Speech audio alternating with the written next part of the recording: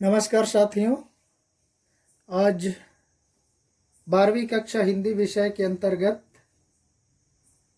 आरोह भाग 2 के काव्य खंड का तीसरा पाठ कुंवर नारायण की कविता है। इसमें कुंवर नारायण की दो कविताएं हैं, एक कविता के बहाने और दूसरा है बात सीधी थी पर। लेकिन इस साल के पाठ्यक्रम में बात सीधी थी पर को निकाल दिया गया है, इसलिए हम यहाँ पर कुंवर नारायण जी की केवल एक ही कविता को समझने का प्रयास करेंगे, वह है कविता के बहाने। पाठ या कविता प्रारंभ करने के पहले थोड़ा सा हम कवि परिचय प्राप्त कर लेते। देखिए, कुंवर नारायण जन्म 19 सितंबर 1927 को उत्तर प्रदेश में हुआ। इनकी मृत्यु 3 ईयर पहले 15 नवंबर 2017 में ही हुई। इनकी प्रमुख रचनाएं हैं चक्रव्यूह 1956 में, परिवेश हम तुम, अपने सामने, कोई दूसरा नहीं, इन दिनों, ये इनके काव्य संग्रह है।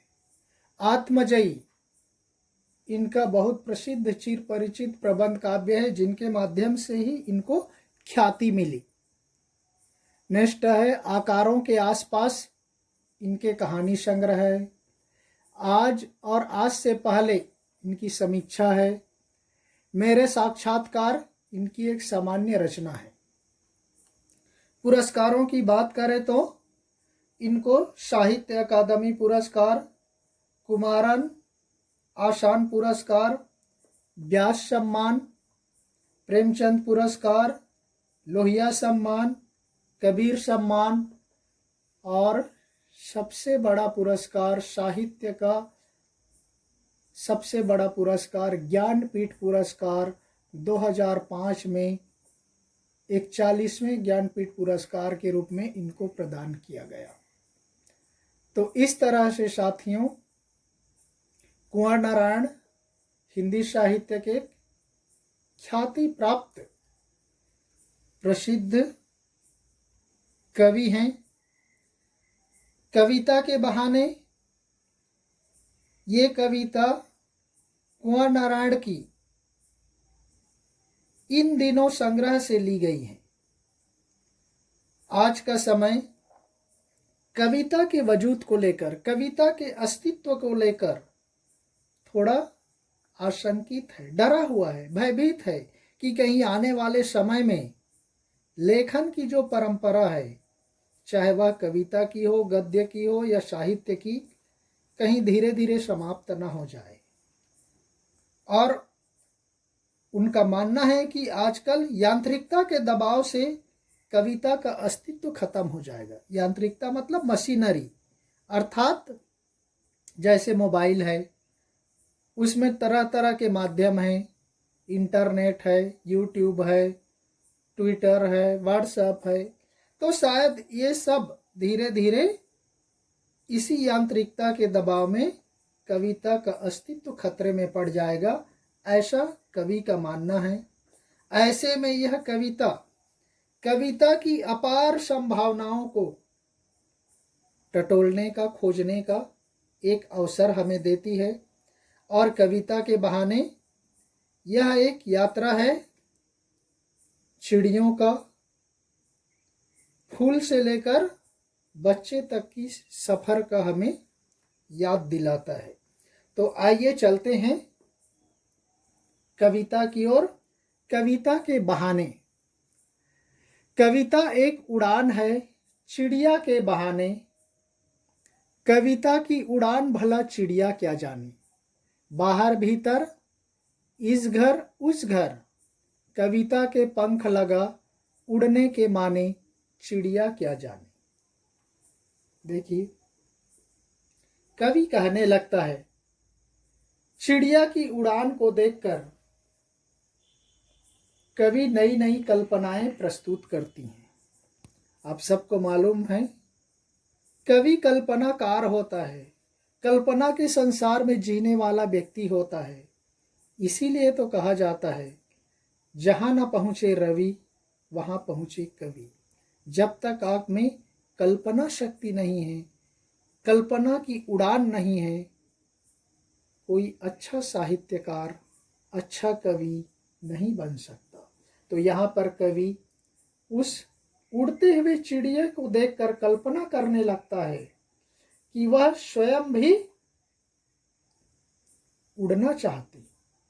उसमें नए नए भाव, नए नए रंग, नए नए विचार आने लगते हैं और बेचारी चिड़िया को क्या मालूम, कविता एक उड़ान है चिड़िया के बहाने। चिड़िया को उड़ते हुए देखकर मानो कविता भी पंख लगाकर उड़ने लग जाती।